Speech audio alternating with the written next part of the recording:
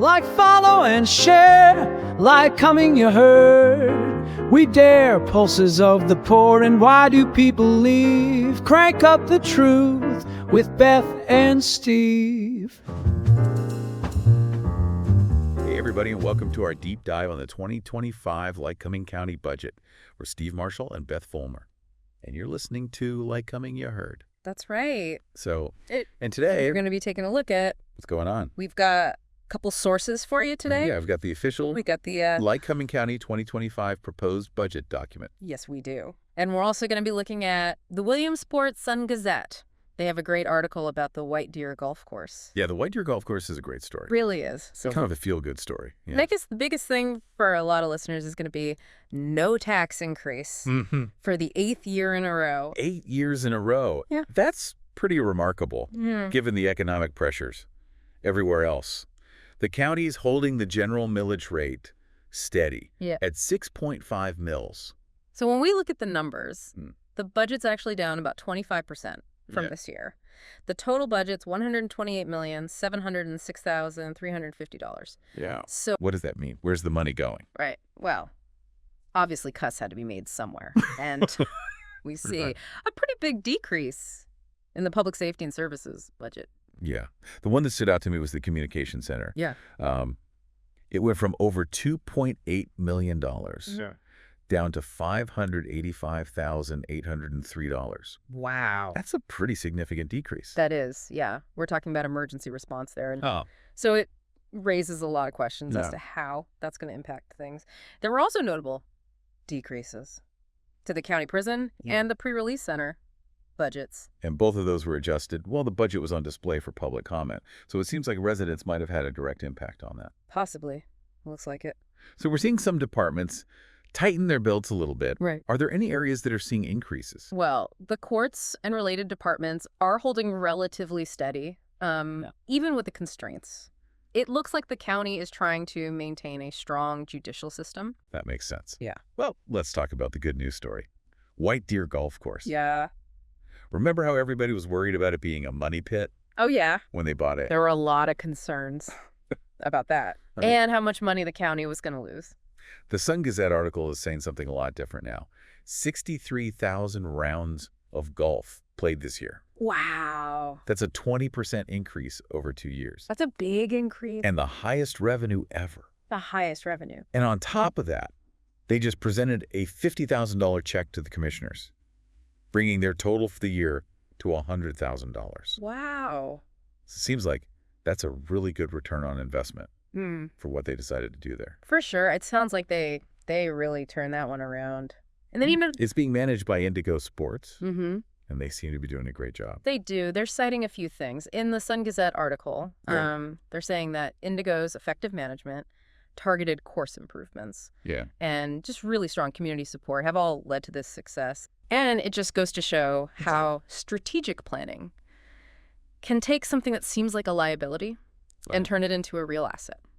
Okay, so we've got some cuts, some things staying the same, and then we have an example of something that turned out to be a really good investment. But the budget message also talks about some challenges, like this structural deficit. Yeah. What does that mean for us? Right. That's where things get a little more complex. You know, basically what we're seeing is spending in the general fund is consistently outpacing the revenue growth. So just imagine, if you're spending more than you're earning each month, eventually you're going to run out of savings. And that's essentially what's happening here.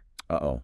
Does that mean that this no tax increase streak might not last forever? It's definitely a concern. The budget message acknowledges that they've been relying on the fund balance, which is essentially a savings account, to bridge that gap. But that's not sustainable in the long run. And I mean, inflation is eating away at everybody's purchasing power right now. Things are more expensive across the board. Absolutely. The budget message points out that the Consumer Price Index has increased 22% since 2014. Wow. But the last county tax increase was back in 2017. So, the county's facing some tough decisions about how to address this imbalance. So what are they planning to do about it? Are we all doomed to massive tax hikes in the future? Well, not necessarily. They are exploring different strategies to tackle these challenges. But those strategies will take time to implement and show results. So We'll look at those a little bit later. But for now, let's take a closer look at some of the specifics within the budget. Sounds good. Let's break down those departmental cuts and see what they actually mean for the services that residents rely on. Right. Welcome back. Now let's look more closely at those departmental cuts, specifically in public safety and services. Yeah, we were talking before the break about the communication center. Yeah. Going from over $2.8 million to just over $500,000. That's a big cut. What's that going to mean for 9/11 response times? That's a good question. And it's certainly something that the county is going to have to address. I think that's likely connected to the transition to the new 9/11 system and consolidating dispatch services. Okay. This has been something that's been in the works for a while. And so now we're seeing that reflected in the budget. So it's not necessarily a reduction in services. It's maybe a shift in how those services are delivered. Right. Hopefully it's more efficient. Right. But doesn't compromise anybody's safety. Right. What about the cuts to the county prison and the pre-release center? Those seem to have been influenced by public feedback when the budget was on display. So it seems like residents had a direct impact there. It's unclear from the budget document what the specific impacts will be, but it's something to keep an eye on. Now let's look at some of the departments that have increased funding. So where is the county investing more money? Well, children and youth is seeing an increase. Their budget has been increased, which shows a commitment to supporting families and vulnerable kids. Also, the Lycoming County Airport is seeing a significant increase, probably tied to the expansion project that's underway there. Yeah, that's a big gamble, that airport expansion, hoping to attract more airlines and boost the local economy. But I guess we're going to have to wait and see if that gamble pays off the way the White Deer Golf Course did. Speaking of, let's circle back to what they're going to do to tackle this structural deficit and the effects of inflation. They can't rely on that fund balance forever. Right. And they're being proactive. One of the big things that they're emphasizing is exploring alternative revenue sources to take the burden off property taxes. Like what? Give me some examples. Well, they're already having some success with this. The White Deer Golf Course turning a profit is a good example. Then you've got things like the landfill and resource management operations. If you look in the budget document under resource recovery and energy sales, you can see they're bringing in millions of dollars. So they're already doing some of that. What else could they explore? Public-private partnerships are a popular option. You can think of collaborations between the county and local businesses to develop projects or services that benefit both sides. Developing county-owned land for commercial use, or maybe partnering with a company to provide broadband internet to areas that don't have good access. So the county gets revenue. Yeah. And we get improved services or infrastructure. Exactly. Or Grants. State and federal agencies offer tons of funding for different projects, from infrastructure improvements to economic development. That sounds like free money. Why aren't they applying for everything? Well, grant writing can be very time-consuming and competitive. Right. And you also have to consider the potential strings that are attached to that free money. Oh, okay. What other creative solutions are out there? Some counties are looking at impact fees on new development or maybe user fees for certain services that aren't traditionally funded through taxes. Right. A small fee to access a county park, or maybe a surcharge on permits. It targets the people who are directly benefiting from the service. That makes sense. Yeah. But you'd have to be careful not to burden residents too much. Right. It seems like you have a lot of options to explore. It'll be interesting to see which direction they go in. Absolutely. Yeah. And while they're exploring those options, we can't forget about the big looming event, the countywide reassessment. Oh, yeah. The elephant in the room. It is. First one since 2004. Yeah. Property values have changed drastically since then. I'm sure some people are worried that their assessments are going to go up and then their taxes will follow. Right. It's a valid concern, and the county knows it. They're emphasizing fairness and equity in the reassessment process. But some property owners will likely see their assessments and taxes increase. We'll have to see how this unfolds. Okay, so we've got these alternative revenue sources. The property reassessment is coming. Anything else that we should be paying attention to in this budget? Well, I think it's important to remember that this budget isn't just numbers on a page. It's about real people. It's about you and your neighbors. Right.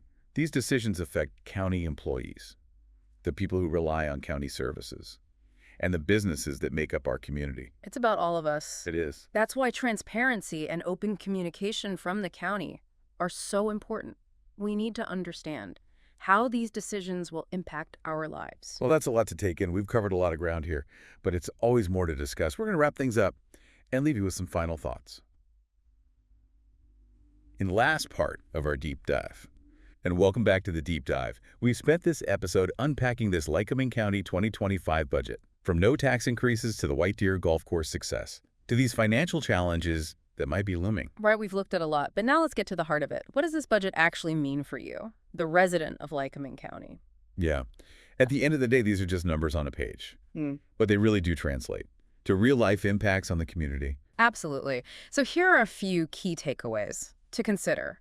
First, the county's in a pretty good spot financially right now, but there are some hurdles that they're going to have to overcome. Yeah, like we said, holding the line on taxes for 8 years is great, but that's not a forever solution. Especially with costs rising, that structural deficit isn't going away on its own. It's not. So it's really important for residents to be aware of this and to participate in the conversation about how to address these issues. We can't just bury our heads in the sand and hope it works out. So how can people get involved? Engage with your elected officials, attend public meetings, and just make your voice heard during the budget process. Your input matters. The second takeaway is that the county is actively looking for ways to bring in more revenue without having to rely so heavily on property taxes. Yeah, this is where things get interesting. We talked about those alternative revenue sources, public-private partnerships, grants, user fees. Those could really have a big impact down the road. Absolutely. Think back to that White Deer Golf Course success. It really shows what's possible when the county makes those smart investments and partners with the community.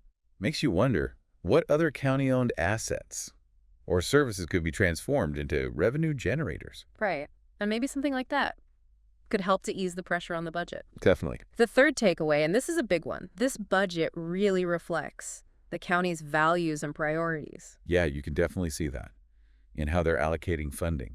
Like the children and youth budget increase tells me that they're really committed to supporting families and kids in need. Exactly. So take a look at the spending decisions and see if they align with your values as a resident of Lycoming County. And if they don't speak up. That's a good point. That leads us to a final thought from it all. We've talked about the county's responsibility to manage finances wisely and find ways to bring in more revenue. But what about our responsibility as residents? What role can we play in ensuring the financial health of our community? Could we be doing more to support local businesses? Could we be more proactive in advocating for policies that promote economic growth? Those are all good questions. Maybe we need to be more willing to contribute to the common good, even if that means adjusting our own spending habits or paying a little bit more for certain services. The future of Lycoming County depends on all of us, working together to find solutions. This budget's just a starting point. It's a roadmap for the year ahead. Exactly. Well, that's all the time we have for today's deep dive. We hope you found this exploration of the Lycoming County 2025 budget informative and engaging. We encourage you to take a look at the source material yourself and form your own opinions. Yes, and be sure to share those thoughts and questions. With Steve and Beth on the Lycoming Yahoo podcast, we love to hear from you. Thanks for listening, everyone. Until next time, stay curious. You heard? And stay Like, follow, and share. Lycoming, you heard? We dare pulses of the poor, and why do people leave? Crank up the truth with Beth and Steve.